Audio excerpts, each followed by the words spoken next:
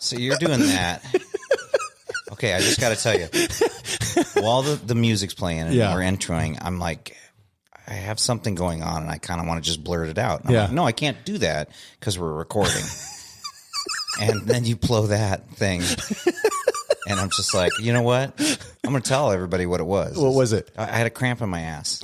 My ass was kind of cramping, and I'm like, I got to shift a little bit. My butt hurts, but and then you pull out a train whistle. So, in the spirit of our topic today, I've got a dad joke. You ready? Yep, go for it. Okay. What do you call a financially successful bakery? Dunkin' Donuts. Maybe. How about a real breadwinner? Oh, man. That's definitely dad jokey. It's dad jokey? Yeah. Why don't you do the wah-wah on your stuff? Can't ever do the wah-wah on my stuff. Oh, man. So just so everybody knows, he has control of the buttons. Well, I mean, it's a big board with a lot of buttons. I know. You could come and press it if you wanted to. As I'm looking over there, I'm realizing how I just need glasses because I can't even read those. Yep. Yeah. See? Yeah. That's how it is. All right. It is Sunday night. In between work travel trips and races, and oh my God, Danny and I are looking at our schedule for January and February. It's like a Greek tragedy. Yeah, I know. We are either on the road or busy or overwhelmed, and there's all kinds of stuff. But somehow, in the middle of all that, we're able to figure out how to pull together a couple hours. It's because you fed me. I fed you. I ate too much too. Yeah, I know. I'm a little full. Oh, I know. Gosh. Anyways, good thing I played pickleball for like 3 hours today. What the, It's fun, man. You know why I don't like pickleball is because I keep hearing in mountain bike news that they're getting rid of trail centers in Europe. And replacing them with pickleball centers. Pickleball courts, yeah. And so now I have this bad idea of pickleball is like it being anti-bike or something. I don't know why. So, all right. So today's episode, let's get to it. Just Danny and I today. And I've been wanting to do this for a while. So we're going to give it a shot, see how it goes. We got to kind of walk the line kind of carefully, but I think in previous episodes, undoubtedly, we have established maybe a dozen times and talked a lot about the value proposition for customers of working, buying, patronizing a bike shop. Yeah. And I don't want to go into all that stuff because we've kind of gone all over that a ton. And if you're interested, go back and listen to some of our back episodes. Just about every other episode, we're talking about how rad the bike shop is and why you should go there. I know that there is a lot of kind of in the general public, some misconceptions about the financials of a bike shop in the United States. And maybe it's in the world, I don't know, but for today's, for today's, podcast, we're going to focus on the United States. Let me see the sources page on the back of that. I'm going to read some of the sources here because before we get into this, I just want to give you guys some indication as to where some of the numbers and information that we're going to quote today come from. And then Dane can choose with his personal experience for his bike shop. This is not specifically about his bike shop. It's really more a general understanding overview of the financials of all bike shops. And so the data here that we're going to talk about comes primarily from 4 different sources. The National Bicycle Dealer Association, MBDA, does a number of industry surveys. It's one of the sources. There's a trade publication that's the Bicycle Retailer and Industry News. Another source is we actually have multiple financial modeling sites that have looked at bike shop economics. And then there's several industry forums with input from shop owners and managers.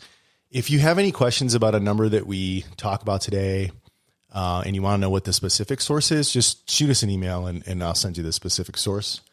I don't know that this is like any numbers or anything that we quote. I can't 100% verify that this is 100% accurate, but I feel pretty confident that it's at least in the ballpark. I'll tell you. Yeah, you can tell me from your experience, right? You've been doing this for like 30 years. So yeah, and little disclaimers. I have a narrower, I don't know every single bike shop of every place. So we'll start out and I'll kind of just like tell you what I'll do like the old thing you're supposed to do, like tell them what you're going to tell them, then tell them what you told them. We'll use that. Is that a thing? It's a thing. I've never heard that before. We'll use that format today, but we're starting out here with the intro. Okay. Then I want to go into like, what are the cost of a bike shop? Like the various costs that a bike shop has. Then I want to go into the margins and profits of specific types of parts, products, services, bikes. Like what type of margins does a bike shop like make on these different things? And then I want to pull it all together in an example that goes through like 1 month of a bike shop and show you like at the end of the month what that bike shop might make in profit after a kind of successful month for that shop. Okay. So a couple things to start, kind of just ground you. First, there are about 7,000 bike shops operating in the United States. Does that feel about right to you? Yeah, I have no idea. It seems less, but I don't know. How many cities are there? I don't know. 52 states. Or is it? No, 51, 50. I don't even know how many states are in the United States. I guess I'm including Venezuela already as a state. Oh, God. Jesus Christ. In Greenland. Yeah. Could have said Puerto Rico. Colombia, Panama, Mexico, Panama, whatever. Canada. We're not a political podcast, but 7,000 bike shops in the United States. The average bike shop generates about $985,000 of revenue. That's sales. That's gross. So that's gross. So that's money coming in. Not gross like icky. Not gross like icky. Like total. Yeah, total revenue before is just, anything's off. Yeah, before you talk about costs or taxes or any of that stuff, just they bring in $985,000 on average. Okay. This next number is going to shock you. It didn't me. It didn't you. It supports it. Yeah, it doesn't you. The average bike shop owner takes home approximately $49,877 a year. Yeah, and I feel like that's not far off. So, and that's an average. So I would just say, grain some of could salt. be more, some could be less. There's some guy making 20,000. Yep, and another guy making 100,000. Yep, yeah. So, but to put that in context, and I usually use 2,000 hours a year as an average of the number of hours. Although I can imagine that bike shop owners, if they're really vested in their business, they're working a lot more than $2,000 hours a year. What's your 2,000? That's based on 40 hours a week. 40 hours a week, 52 weeks a year. That's 2,080 hours, and I just take off 2 weeks for vacation and kind of bring it down to just a gut check average of like 2,000 hours a year. Yeah, so that's like just the 9 to 5 or kind of 9 to 5 5 days a week. I don't know a bike shop owner that works 9 to 5. I do. Probably not in a successful bike shop. But just to put that $49,877 a year in context, $25 an hour at $2,000 at 2,000 hours a year is $50,000. Yeah. So it's less than $25 an hour. And when you factor in that they're probably working more like 3,000 hours. Yeah. Then it gets even lower. You're down significantly below that. This is depressing. Did you just realize? I mean, we're not even a quarter into this page. And it's like, it's going to make me, I'm going to go home and just go cry home, in my pillow. Go home and cry into your pillow. Independent bike shops, from a margin perspective, net profit margin is between 5 and 10%. Yeah. So net, and I have to keep doing that because I've always had a hard time, when people say those things. Differentiating net and gross. Yeah. So net would be after everything's taken out. Everything's, at the end of the day, what's going into your bank account kind of deal. So $50,000 a year is what the average shop owner makes a year on his bike shop. And then independent would be like a LBS, local bike shop, usually mom and pop. Now you put in large multi-store retailers. I feel like that's going to be more corporate level. Yep. So multi-store retailers can do better. 10, north of 10%. Yeah. But that's due to economies of scale. Yep. So they're buying They're buying product at higher quantities, and so they can get discount pricing sometimes. They may have more sophisticated infrastructures for employee training and employee retention. They can share costs sometimes amongst for insurance and liability. And so economies of scale means just sometimes the overall percentage can be less because you're spreading those costs out across multiple different entities, and you can get volume discounts on stuff. All right. So that's a depressing. Yeah. I mean, and why are we doing this? We should probably talk about why we're doing this. Well, yeah. The other thing one of the things is there's a lot of myths, a lot of misconceptions. And I think that's my motivation for being down for this is kind of helping people kind of work through some stuff. So just a quick squirrel. I had a former employee of a bike shop come in as a customer and kind of, assert that, oh yeah, well, I know what you guys make on this stuff. And, I just want a deal. And I, what occurred to me is that he doesn't actually know what we make. Even in the employees in a lot of bike shops don't really know because they're not necessarily writing the checks. They're not paying for all the stuff. So they may see cost and they may see a retail, but they don't really know. They don't understand the full picture. Yeah, because in that viewpoint, you're not actually figuring out all of the other stuff that factor in that lower it to that low. And so those are some of the myths that get perpetuated because you even have bike shop employees that will go out and kind of push these myths forward and not really explain the whole story. And so I like this because it kind of helps people understand that this is a passion-based industry. It's a passion-based. I mean, we've joked a lot that there's no money in the bike industry at any level. If you want to make $1 million, start with two. Yeah. That's right. And when you say that, everybody who's ever worked in a bike shop will have heard that. Yeah, they're like, yeah, we get it. Yeah. Okay. So I think that's part of our motivation there is to kind of pull the curtain back a little bit and show you just at least give it, at least we're going to try to give like some type of overview of like how the economics work in a bike shop. And and again, we've already established a value proposition of why you should work with a bike shop. When you come in asking for a deal, or you're maybe a prospective employee and you want to get, a certain amount of money, understand that the owner is not making much more than you're getting paid. Like just a little tiny bit, maybe more than you're getting paid. I've worked for some owners where, they were well off. And probably from other sources of income. Exactly. They either had family money or, they retired from a very lucrative career and started a bike shop. Yep. And so I've been in those situations. It's very rare that you see a wealthy bike shop owner. Like it's just, it's not very common. That only has money from his shop. Unless you just look at their bike and go, oh, that guy's got money because he's got a $12,000 bike, but you don't realize he's got a $3,000 car. He's got a $3,000 car and he didn't pay $12,000 for that bike. Exactly. Yes. One of the benefits. And when he's done with it, he sells it to make up the money. Yep. Okay. So, want to pull the curtain back a little bit. Okay. So we got through the intro. We're going to talk about costs. We're going to talk about margins on different products, and we're going to pull it all together in a monthly revenue example. Okay. All right. So let's go to costs, and let's start with bikes. Okay. So on average, what do shops make? I'm not going to read my numbers here. I'm going to have you tell me, like on average, and maybe you can explain kind of like it depends. What kind of margin you get on bikes.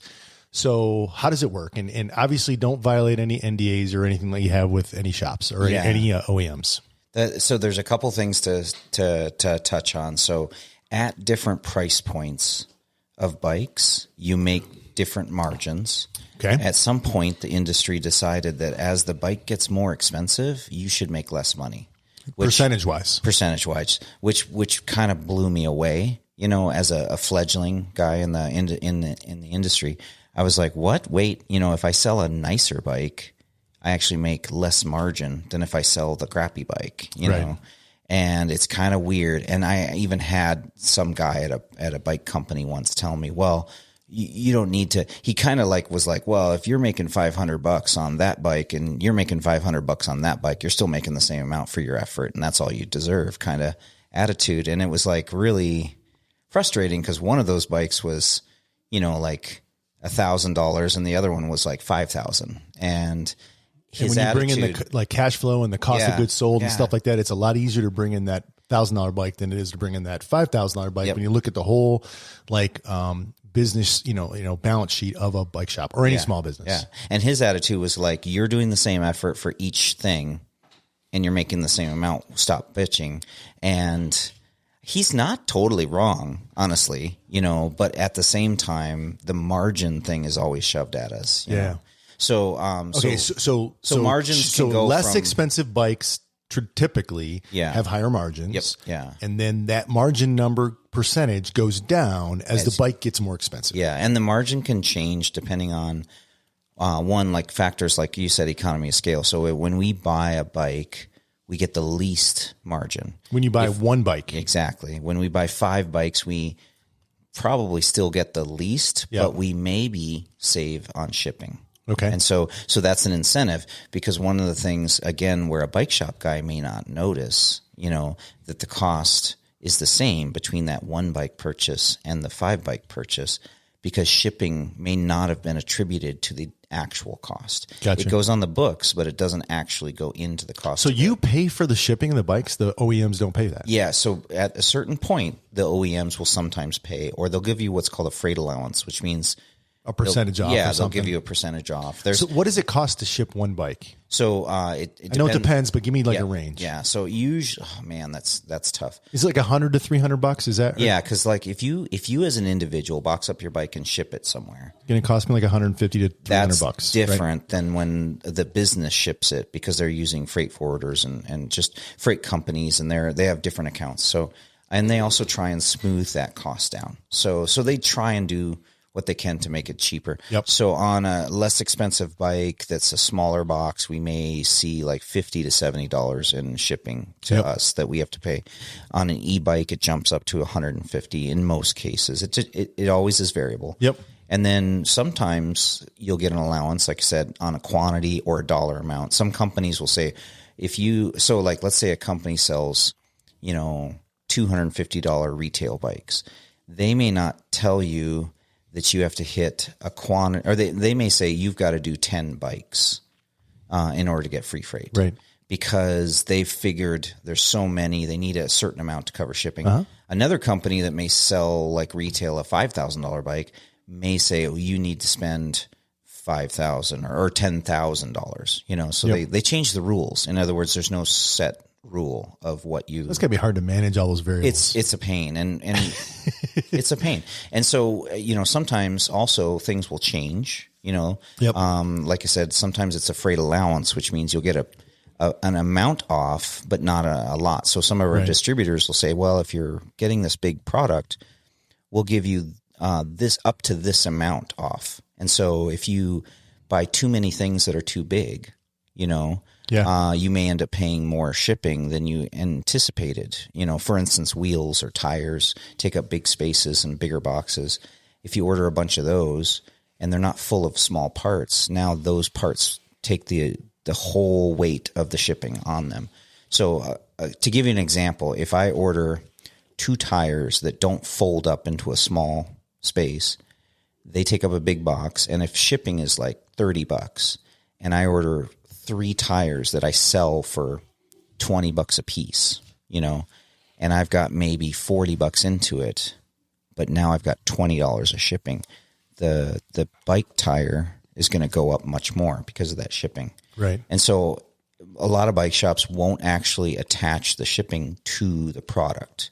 And they're not doing that because they don't want to make money.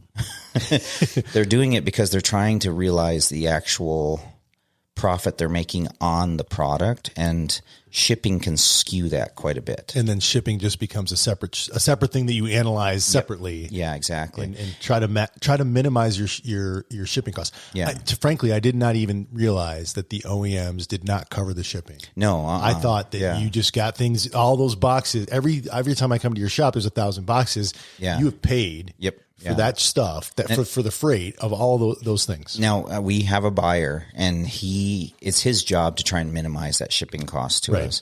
And the buyer's job is basically, so for instance, when we're getting our small parts, we may carry a Shimano derailleur and a SRAM chain and and, I don't know, Maxxis tire, and sometimes we can get all of those directly from the companies, but they won't give us a break on shipping.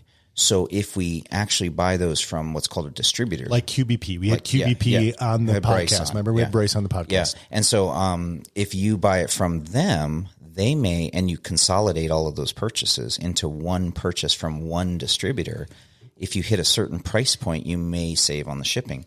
And so even though I may be able to get that part directly from the manufacturer cheaper, let's say I'm buying a chain and I get it from Shimano for $1 cheaper than I get it from Quality.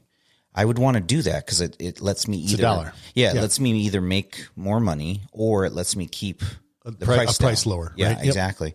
And if the product then takes $5 to ship it because I'm only need one chain from that one company, but I need 30 things that are all different brands. So sometimes distributors make more sense, and we'll use distributors.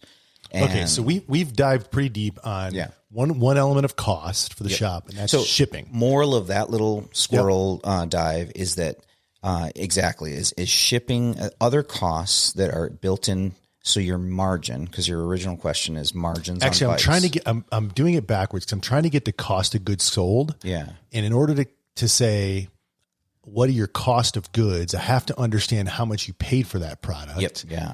And in order to understand how much you pay for that product, the easy way to do it is take your profit off the top, and then what's remaining is your cost of goods sold plus your other costs. That's what our accountant does. Right. Exactly.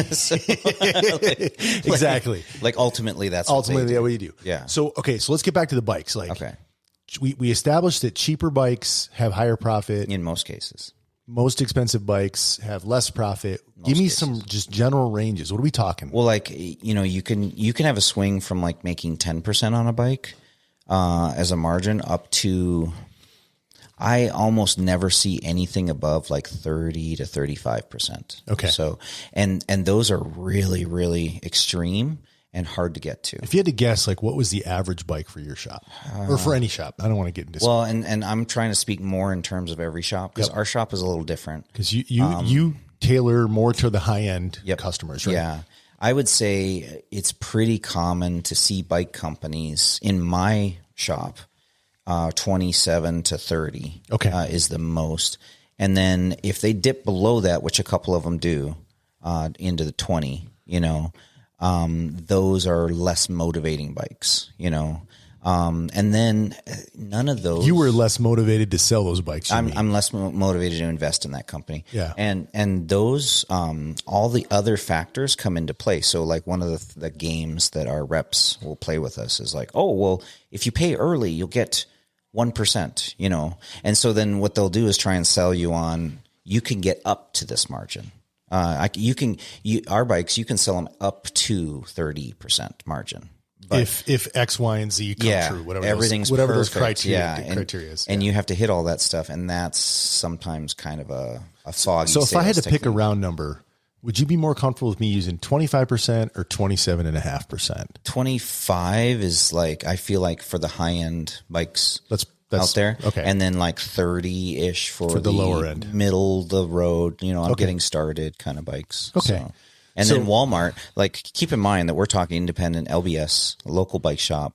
And so we're not talking about places like REI and Walmart and Dick's Sporting Goods. Yep. And those Those we're talking about bike shops right now. Exactly. Yep. Okay.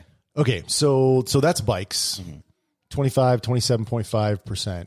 That's the profit, which means that your cost of good. No, that's the margin. That's the margin. Sorry. Yeah. That means that. Let's make this really clear. That number that I'm giving you does not take into account shipping, overhead, costs, all of that. Yeah, we're going to get into all that stuff. All okay. All right. Just the bike. Okay. Right. Cost of goods sold. Yep. 75% of the bike price. Yep. Is cost of goods sold. Okay. We talked about shipping. That's another cost. Yeah. Okay. Let's go to another product and then we'll get into some of the intangibles. What about parts and accessories?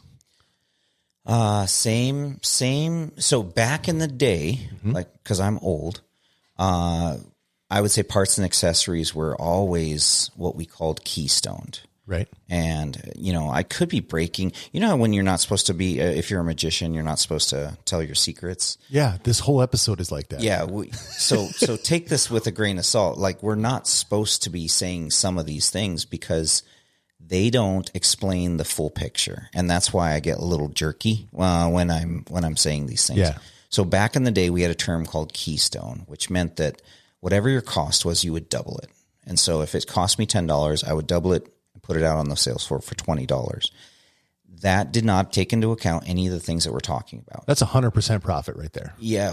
But it's not like that today. Yeah. Well, it may be on some things and it may be on others and it may not be, but never did it ever take into account your overhead, your shipping, other costs that are attributed to each product. Yeah, we're going to add all that stuff at the end. I know, but I have to make that clear. Keep making it clear. Because some of these myths that we're addressing come from that statement alone and never being explained. So what I have here is that I have a range of margins.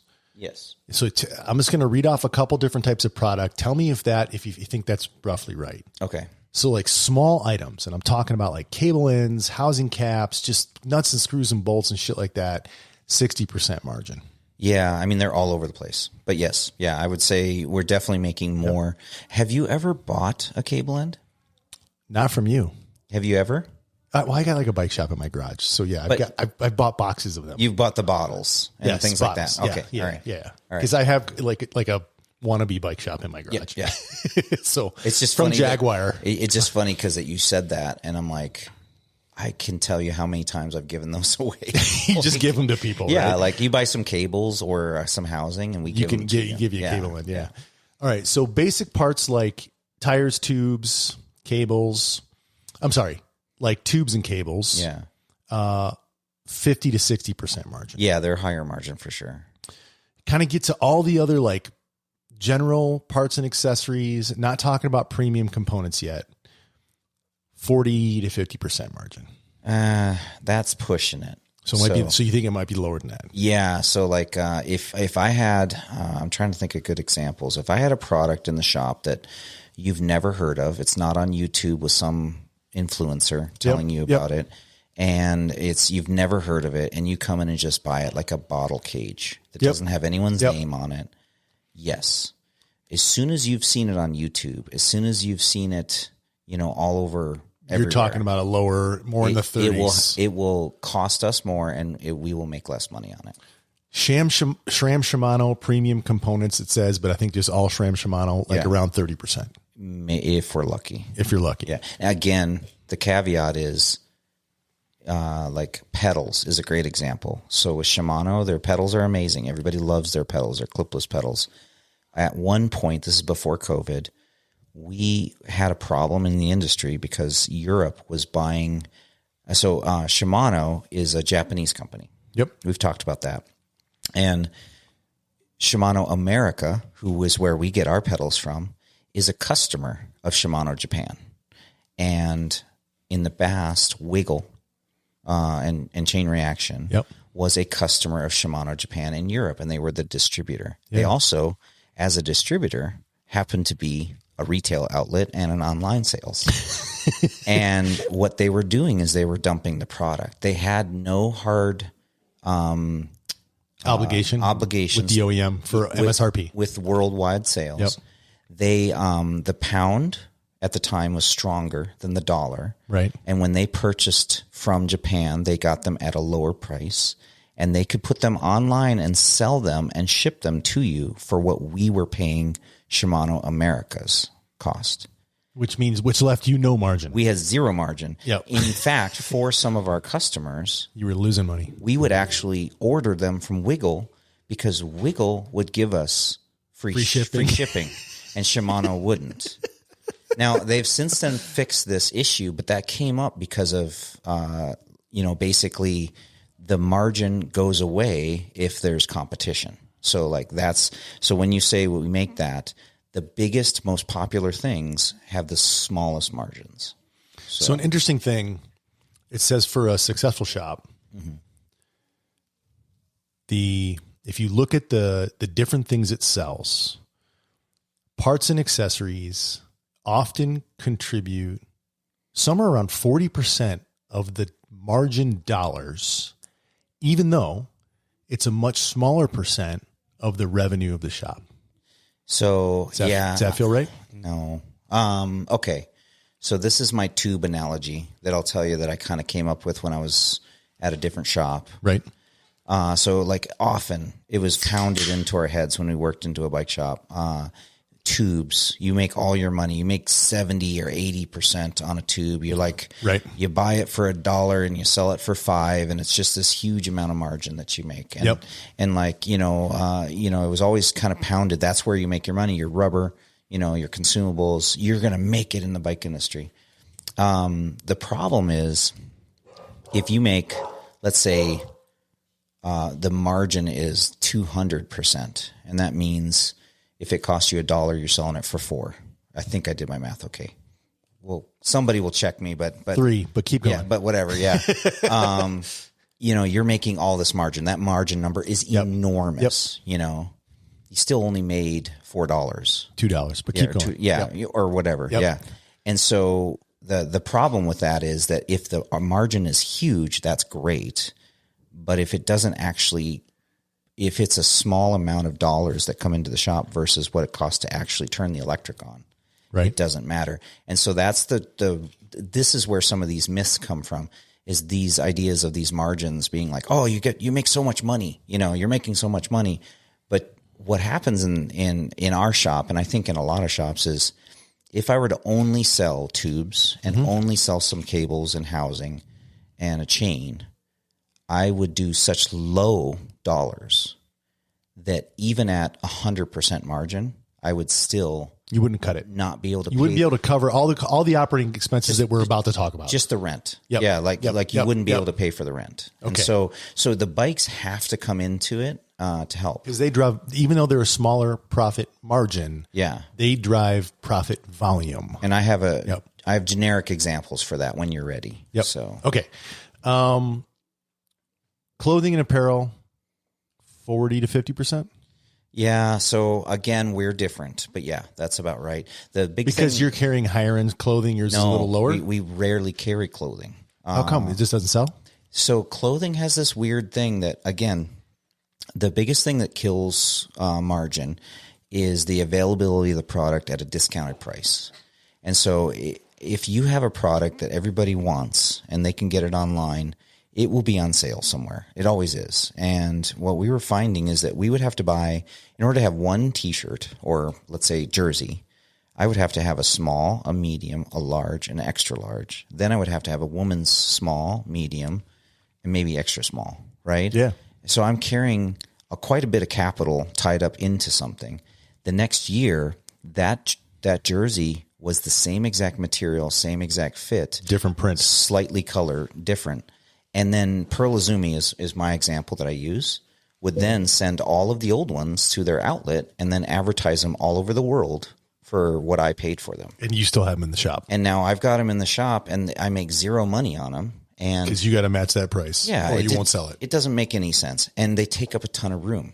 And so the efficiency of the space. So if you, because you got to like, you got to display them. You got to display them. And you got to have these racks and, we're not a Ross, we're not dressed for less. And so, so what we decided, so what we decided a long time ago is if we're going to have a product, we need to have something that's really valuable and really timeless. It doesn't go out of style immediately. So we stick with black padded shorts, black baggies, good brands that have good reputations, but that aren't it's not a fashion statement. And that we let the fashion be handled by whoever's dumping on the internet, and then we don't have to deal with that.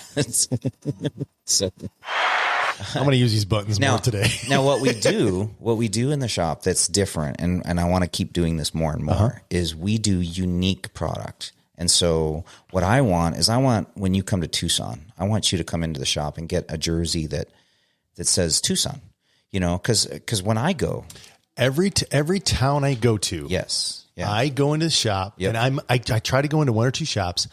And the only thing I'm looking for is a hat or a shirt. Something. It's either like that bike shop or like Tucson is rad, or like when I was in Bentonville, I went in and bought an Oz Trails hat. Just so that was my souvenir for the trip. Exactly. Was from the bike shop. And so that's what we're focusing on. Souvenirs. Yes. And not even souvenirs, but something unique. And so like one of the things that we've started up with my daughter is we call our artist series.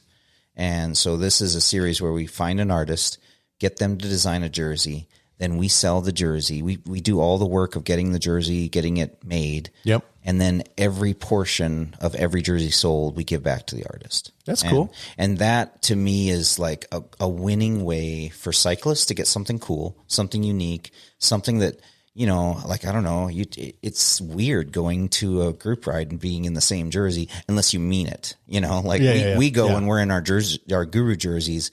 And there'll be 5 of us and one person doesn't have it. And he will come into the shop the next week to get one because he must be part of the guru team. But ultimately, if you go to Walmart and buy like a George, shirt, and you show up at the mall and there's 3 guys with the same shirt, you kind of feel weird, Yeah. So, Yep. So yeah, unique, fun.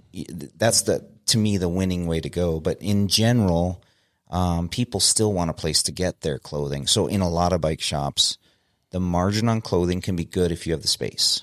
So we've talked about all the products, or for the most part, in big chunks. My analysis suggests that service is the most profitable area per square foot in a bike shop. What do you think about that? I think that's true. Yeah. Again, do you want me to throw my caveat out there? Yeah, throw your caveat out there for sure. It's kind of like the tubes. You have to be careful because, again, one thing that does happen is sometimes service isn't correctly costed out. Yeah, because I would imagine it's hard to like I work on bikes, and I'll do a job on a bike, and then a year later I'll do the same job, and there's something slightly different. And that job that took me 10 minutes a year ago might take me 3 fucking hours. Yes, this time. Yeah. And I'm just talking about one bike, one person. Yeah. So like you guys probably have standards that like, hey, bleed brakes takes roughly this long, but you're going to run into occasionally situations where it takes 4, 5, 6 times as long as your standard. Yep. Yeah. And that's definitely happened. So like right now, and you've experienced this, there's a new brake on the market that's having issues. Yep. That I think is Mavens. Yeah. Well, I love how you like to call them out. So they need a little bit more setup time to be done 100%. Like 2-3 years. Yeah. Well, I'm just kidding. No, but it's true. So they're good brakes. A lot of people are when they work, they're fantastic. A lot of people are liking yes. them, and they're good brakes. But there are times when you need to do what they call piston massage, and that takes more time, and so that is costlier to the bike shop because that one procedure. The other thing that you have is different mechanics move at different rates. Yeah. So different rates of speed. Yeah. And so my big fear in our shop is if I have a mechanic that's too fast to where the bikes come back, that not only doubles the time that he has to work on it or somebody else has to fix his mistake or her mistake. That's quality control. Yeah, absolutely. Right. But I also hurt the reputation if that happens, So you'll take a little longer to make sure a bike goes out and that the customer is mostly satisfied. Yeah. 9 times out of 10 or 99 times out of 100. Yeah. I try to never pressure any of the mechanics that they have to do a certain amount. There are some times. Okay. You're not pressuring them to move faster because you're prioritizing quality over speed. Yes, exactly. And that probably eats into your margin. Big time. And so that it totally does. And so one of the issues with that is there also, even if everything's equal, you can have one mechanic who just moves at a different rate than the other. And they may do the exact same quality, but one will do it twice as fast. So one mechanic is doing 2 things versus the one mechanic that's doing one. And in a lot of cases, those mechanics are making similar money. So on one guy, I'm getting twice as much revenue coming in than the other guy. And so, or girl, or whoever. Let's go through some average costs here, and just to make things simple, let's use $1 million a number. Okay. Is it easier for you to talk in months or talk in years from a cost perspective? I don't know. Probably months. Yeah, I guess so. Yeah. Okay. So let's just use a round number of $100,000 a month. Okay. Payroll is the biggest expense for bike shops. Aside from product, yes. Yeah. Just expense. Aside from the cost of goods sold, take the cost of goods out. Yeah. Talking just expenses now. Yeah. Operating expenses. Yeah. Payroll. Biggest expense. Yeah. Between 22 and 30% of the shop costs, which includes the owner's salary, mechanics, sales staff, admin, all that stuff. Owners make money? He said the average owner makes just under $50,000 a year. Okay.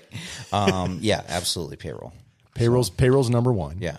At, again, 22 to 30% of the, so I'd have to do the math. Yeah. So if you have $100,000 a month, if you have $100,000 a month, what we're saying is it's $22,000 to $30,000 for payroll. No. Well, okay. What's your 100,000? That's the gross, right? Yeah. But so just to put it in context, we said the average shop makes just under $1 million a year, but not a month. So you switched from years to months. So I asked you, this is tough. This is tough to do in a podcast. Yeah. So to be clear, you're presenting what my costs are, not your costs, or a shop's cost. General bike shop. If a shop costs, let's say it's their payroll aside from the owner is, let's say it's $10,000 a month. Okay. That is probably an average cost for a lot of shops. So I would say, so 25% of the revenue is what I'm seeing. Does that make sense? I can't use those. You keep switching on me. The reason I say that is because the margin of what you've sold in that month. Yep. So let's say we take the small end of your margins that you're trying to use. So let's say the shop makes $100,000 that month. Okay. And let's say they make 20% margin on the product that they've sold. Okay. So that means at 100,000 that they've only made $20,000 that month. Hold on. I got another way to do what you're doing. I know, but do you understand that? So now we've gone to, so now payroll is 50% of what you've made that month. Okay. Does that make sense? It does. I understand what you're saying. Okay. That's why you keep switching. Yeah. So let's stop switching the framework. Okay. Stick with one framework. I'm just going to give you we're going to assume a $100,000 monthly revenue. Okay. Just get your head in that. Okay.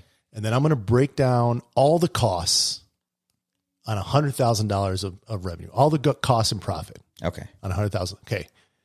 Payroll at 25%, $25,000. Rent and occupancy, $8,000. Utilities, $2,500. Insurance, $2,000. Marketing, they say on average, shops spend 3% of their revenue on marketing. Okay. $3,000. Other expenses like supplies, software, all that kind of stuff, $15,000. So the operating expenses for a bike shop that is sized around $100,000 of revenue a month is $42,000, not including the cost of goods sold. Okay. Yeah, you would be out of business pretty quick. Right, we're going to get to that. Yeah. And that's the whole point of this. So like that's on your numbers that you just put out there. Those numbers. You would be out of business as soon as your bank account was drained, because it would be drained every single month. So this is the average bike shop in the country. That's insane. Right? So, yeah. Okay. Bikes are 60% of sales on average in a shop across the country. I haven't done that, but yeah. Okay. They've got a margin in here of 36%. They've got parts and accessories at 25% of sales, clothing at 10% of sales, service and labor at 5% of sales. So the gross profit of the shop, $40,850. So $40,850 of profit, $42,000 of operating expenses. Your net profit is negative $2,000. Is negative $1,150. Yeah, okay. That's more like it. Yeah. So I'm not saying that's how it is, but your numbers, that is this. So so these aren't exact numbers, but the point is that's the math that we're talking about. So when you average stuff out, that's probably, I don't want to say that's true because a lot of bikes are still going, but there's a couple things in your numbers that were wrong. So one, you said like office expenses were like $15,000. No, $1,500. Oh, okay. $1,500. We'll see. So yes. the point of what you're saying is that there's not much money left over. Razor thin margins. Super thin. If you take all the expenses that you have. And if somebody came up to you, knowing what you know now, and somebody came up, hey, dude, give me a discount because I know you guys make 50%. So here's the deal. What has this done for me? Yeah. I'm going to ask you for deals less. Well, yeah. And so here's and I'm your friend. Yeah. Yeah. Right. So my nickname used to be back in the day, Downhill Dane. Yeah. Or I'm sorry, Discount Dane. Discount Dane. Discount Dane. So when I was just an employee, wasn't an owner. I did not have the insight of all of this stuff. I had the nickname Discount Dane because when I was trying to sell a bike or a part or something, I knew that the customer just wanted some way to justify their purchase. In most cases, the fastest and easiest way to get that sale was to give them a deal. Right. And any of my friends, I would get them to come into the store. And I would give them a deal to get them to come in the store. And that allowed me to support the shop. Believe it or not, I was good at what I did. And I rarely got flack, but I did get that nickname, which ended up being kind of a derogatory term down the road, because I did not understand what's involved in those thin margins. Yeah. Because I was that employee that was like, oh, well, this cost the shop $10 and we sell it for $20. And so we're making plenty of money. I did not have all Didn't the understand the payroll, the rent and occupancy, the utilities, the insurance, the marketing, the other expenses. Yeah. Is there any costs that I'm missing in this? You can think of that we can't bucket into one of those? So like you put in electricity or something like that? Or utilities. Yeah. So like utilities, that's in the summer, our AC bill. Yeah. Because I'm sure other shops would be either heating in the winter, yeah, right? Exactly. Yeah. So that fluctuates like crazy. Office supplies, we don't have that many, but every once in a while they'll spike for something, Right. We have the cheapest internet we can find just so we don't have to pay money. I know. That's why we don't do podcasts remotely in your shop. Right. But you also have tools. Yeah. So here's something that comes up in the shop. Lubricant. Mechanics. All the stuff for the mechanic shop. We had a couple mechanics who were like, oh, I need this special tool to work on this bike. Yeah. And I would get frustrated. And I know those guys think I'm the cheapest asshole on the planet because I would be like poo-pooing them wanting to buy the $70 bearing puller to take out a bearing race. Because you have another tool that can accomplish a job just not as effectively or not as easily as that. No, way more easy. It just takes a little gumption. So, and this is a good example of a very good friend who is a mechanic, and he's an awesome guy. Yeah. But he's also a toolophile, like me. Yeah, like me. And I've got those tools. he's got a bearing race. So cartridge bearings have a race. Yep. And then an inner race. So outer race and inner race, and the bearings. And then effectively, when you remove them, they're pressed into something. When you remove them, you tap them out. If that inner race pops out before the whole thing does, the outer race is stuck in whatever it is you need to get it out of. Yeah. And there is no edge to get a hold of it. It's really difficult to get it out. Yeah. It's super thin and it's very difficult to get out. And so he's, presented with this problem, and he's like, we don't have any tools for this. I can't do this. And so he goes to our manager and says, hey, I found a tool that'll get this at $70. I think we should get it. And this is a tool that's specific for that size bearing. Yeah. So it's not a universal tool that we'll use on every time. Yep. It works on this one instance, and I came over and looked at it, and I went into the drawer and I got an Allen wrench that is about the size of that outer race. We have these big, huge Allen wrenches that we use. And I stuck it in there. I twisted it sideways and I pried that sucker out. In like 5 seconds. In 5 seconds. And I go, here you go. If you need anything else, let me know. And I walked off. And I do that shit all the time, not because I'm magical, but because I have been in a hotel room and I've had an athlete who needs to race in that next morning. Yeah, and you don't have the perfect tools, so you got to use what you got. I can't tell you how many times I have looked around a hotel room. I have a quick story, just a quick story. Yeah, go. We're in Vegas and we're racing downhill bikes. Yeah. And the guys are like trying to switch a spring on a rear shock.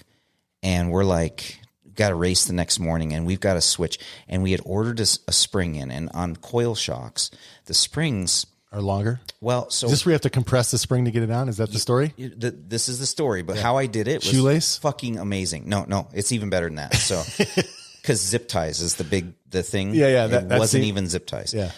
So what effectively happens is as the springs get stiffer, they can be for the same length stroke, but because the winding is actually thicker, they get longer. So if you order a spring online and you order it to the stroke length of your shock, you may end up getting one that's too long. It does happen as you go up in weight, or it may be too short if you go really low, like if I'm getting one for the kids. Yeah. So it's this weird phenomenon where you can't, it's not cut and dry. Okay. Yep. So he's bought this spring. He's brought it to the race. We did practice day on Saturday and we're racing on Sunday. And he's like, I need that stiffer spring. I was bottoming out. And I'm like, okay.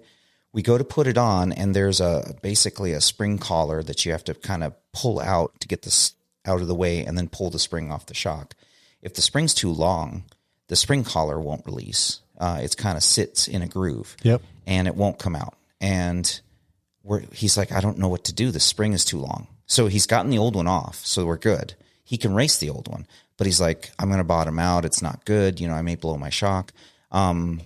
And so we try the zip tie. So I don't know if anyone's seen this, but you can take zip ties. Multiple zip ties and just slowly crank it all the way around in a circle cranking, and eventually it'll compress. Yeah, right? You're basically binding the springs together and kind of slowly doing it. And the thing looks like a pine cone when you're done with it because it's got all these zip ties hanging off. And it just wasn't doing it. And so what we figured out is we took I think it was like a tray or something, and we put the spring on the floor and we lifted up the bed and put the bed on top of the tray on the spring.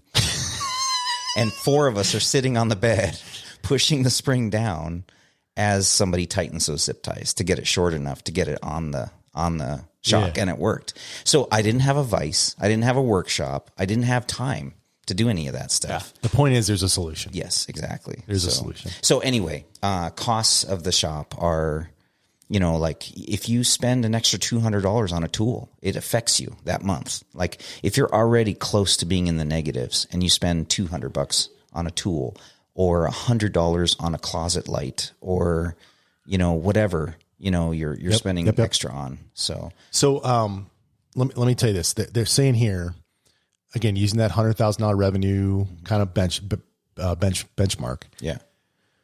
That a more successful shop, they got the same cost of goods sold. Okay. But they actually have their operating costs maybe more streamlined. Okay. And they actually might be able to turn a little bit more profit at the end of the day. And they're more like $5,000 of profit for that month. Maybe. Yeah. Yeah. Yeah. So even then, this is like a lot of shops are just getting by, maybe even in the negative, depending on the month and how busy things are. Yeah. And a really successful shop might be making 5 or 6% profit on the month, but they're not huge numbers. Yeah. Yeah. Okay. Let me throw, we got a little bit of time left here. Okay. Let me throw some common misconceptions by you and just see if you've heard them or if you think about them. Okay. Or what you think about them. Okay.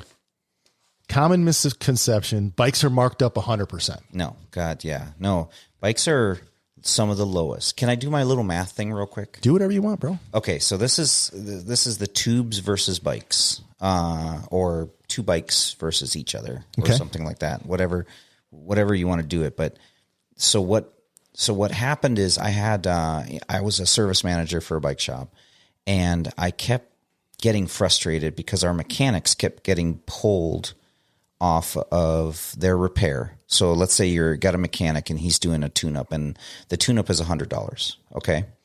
And he gets pulled off by somebody who comes in and wants a tube, put in their thing, in their, bike. And so what was happening is the mechanic would get pulled off that $100 repair. Then, in my mind, a tune-up should be about an hour process. So depending on what level of tune-up you're doing, it gets complicated. How often does it actually take an hour, Dane? It just depends. Because it takes me about 4. Well, so and again, it depends on the mechanic. And the bike, but and the shapes. Let's just say it's an hour for that tune-up. And then somebody comes in for a flat repair. So how fast can you do a flat repair? Me? Yeah. With a tube. With a tube, maybe 5 minutes. Okay. You want to check that in your mind real quick? Take the tire out. Take the wheel off. Skewer out. Wheel off. Ooh, you have a skewer? It's not 2 bolts? Not 2 bolts. Okay. So it could be bolted. Could be bolted. My point is, here's my point. Yeah. It's way longer than you think. And I timed it as a service manager. Okay. How long did it take? So it usually 15 minutes from the point of talking to the person, trying to figure out what tube they're going to take, then actually getting it off the bike, into the bike, checking for thorns, because we have to do that in our area. Yep. Cleaning out the gunky stands. No, we're talking tubes. Tubes. Okay. Yep, tubes. This is back in the day. Making sure the rim strip's okay, getting it back on the bike, making sure it's aired up properly and doesn't blow off. You got to check the rim too to make sure you don't have anything, any burrs or anything on the rim. Exactly. Yep. Doing all that and getting it back is around 15 minutes per tire. Yeah. Well, back then, I think we charged $5 labor, and the tubes were around $5. Okay. So we're making $10 on that 15 minutes, and we're making $100 on an hour. How many tubes do you have to do the same amount of labor? Well, if you're making $10, then you'd have to do 10 in 15 minutes. So that's like 2.5 hours. Yeah, exactly. And so my every boss that I ever had before that point kept telling me how profitable tubes were. When you brought the service element in it and the cost of the expense of the payroll and the service. Exactly. And so what we did is we hired a kid to only do tubes. That was his whole job. He's a much less expensive employee than the other guys. Much less talented. He may actually cost the most, but he may not be able to do that hour tune-up. Yep. And so, so what we did was we figured out that those weren't the profit center that everybody thought they were. You know, everybody was like, "Oh, you make all your money on rubber." I'm like, "No, you don't. I've done the numbers. You don't actually do that." Yeah.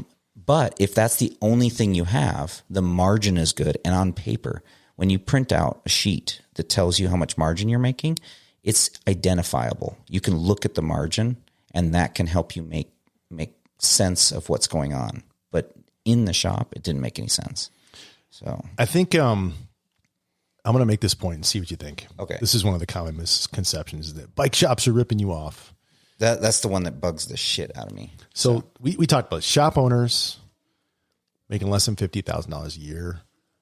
Most of them, I would say 99.9% of them. If there's a shop owner on the planet that's not working 50, 60 hours a week, you're not really a fucking shop owner. No. I'm sorry. Yeah. And to be honest with you, you could apply that to any small business. Yeah. Yeah. Like if you're a small business owner, you're putting 50 to 60 hours a week in. That's your baby. Yeah. Yeah. Right? I mean, who could own a I'm on a little tangent here, who could own a shop, not put 50, 60 hours? What the hell? I mean, it's great if you can think that, but if you're, I think the shop owners are absentee, the ones that aren't around and have somebody else do it. But they have a manager that they're paying to do it, and they have money probably from somewhere else. But again, they may not personally be putting in the time. Yeah. You know? Okay. So. I think we'll leave you with this point. Shops, are pulling 5 to 7 cents out of every dollar they sell. Yeah. Yeah. And so again, even the shop employees don't understand this. 5 to 7 cents. Yeah. And it's really a tough industry. So here's the thing. We've identified this before as an issue. We've identified that shops are valuable and they need to be there. Yeah. We've identified that, that people need shops, and a good shop, is actually a fun place to go. Yeah. You know, it's actually enjoyable to go talk and BS about bikes and find out about stuff. And the bike shop offers a lot. We've done all that. The big thing with the bike shop and the cost, we don't do it because it's a labor of love. Well, and none of us are making money. We want to. I mean, I would love it if I could actually afford a newer car, if I could get my backyard fixed, if I could do some of the things that my wife wants, if we could, not, cut corners on everything to make ends meet. I would love that. But we also love bikes. We love what we do. We love how people feel after they get a good ride. And yesterday I wrenched on bikes at a race all day and supported people that were racing. And how much did you get paid for that? Nothing. In fact, I had 2 people help me, and I paid them just to come out and help. So you paid money to go to a race, and you made people. nothing. Yeah. To support the race. Yep. Yeah. And But man, we were right next to the race course, and people would yell as they went by, my brakes feel so much better, or the shifting works great now, or, you know what I mean? Yeah. Or the suspension feels better, you know, and that's why we did it. You know, that's made the difference, you know, that seeing those people enjoying themselves and being able to do what they love and being the guy that they can count on to enable that. Yeah. Is awesome. So. Okay. So I think we've covered everything we want to cover. I think more than anything, I wanted to just kind of highlight, without giving away everything, but just highlight for our listeners and any bike shop employees out there, like, razor thin margins. We've already established a huge value proposition that bike shops bring. They're not making a ton of money. Use the service departments there. When you go in, buy something. Just buy something. Fucking hey, you're in there. Don't use them as a source to help you figure out your problem and then go spend your money somewhere else. They're there to help you. They're a resource, and no matter which shop it is in the country, guaranteed, none of them are making a shit ton of money. So you got to help them out. We want them to be there. And I appreciate you being vulnerable and coming and talk about this, because I know it's a hard topic. And actually, this one I'm going to ask you to listen to before we actually publish it. Okay. To make sure you're okay with it. Yeah. Typically you don't, but this one I'm going to have you go listen to it. Tell me if you're okay with it. And if we can't publish it, we won't. But, thank you for your vulnerability and sharing this with us and to the audience. I hope this kind of helped you understand, like, when you walk in that shop, the value, the value that they bring. We've talked about that. Understand what they're going through financially, and you can help them with your wallet. Yeah. And for all those people that are like, how come the bike shop owner has a $10,000 bike? One, it didn't cost me that. And two, I'm going to sell it. Yeah. And so, that's something that even today, some of my family members were like, didn't understand that it's our business to own those bikes, but we always sell them and get our money out and put it right back in. We call it bike equity. Yeah. And that's a real thing that's how we survive. That's also where our passion comes from, because we love what we're doing to make so little money because we want to ride a cool bike. So. Right on. Well, I appreciate you, brother. Thanks, I appreciate man. Guru in my town. And I appreciate all you listeners. Hope you guys enjoyed this. It was definitely eye-opening for me. Oh, nice.